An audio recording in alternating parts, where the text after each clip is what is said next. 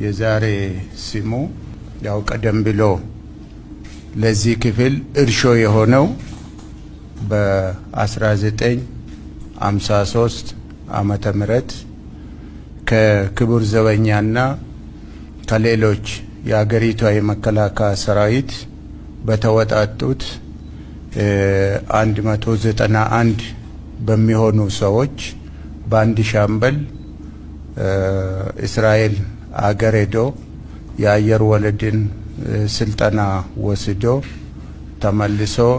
ወደ ኢትዮጵያ መጥቶ ዛሬ የኛ ቦሌ ኢንተርናሽናል አየር ማረፊያ አሁን ያለው ቦታ በወቅቱ ሜዳ ነበርና በዚህ ሜዳ ላይ ከእስራኤል የመጡ እነዚህ ጓዶች ከአውሮፕላን በፓራሹት በመዝለል ንጉሠ ነገሥቱ በቦታው ተገኝቶ ሌሎችም የሲቪል አስተዳደሮችና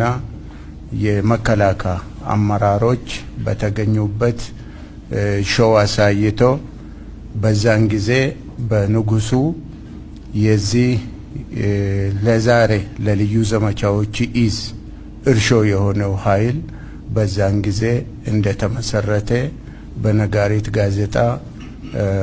ታትሞ የወጣበትና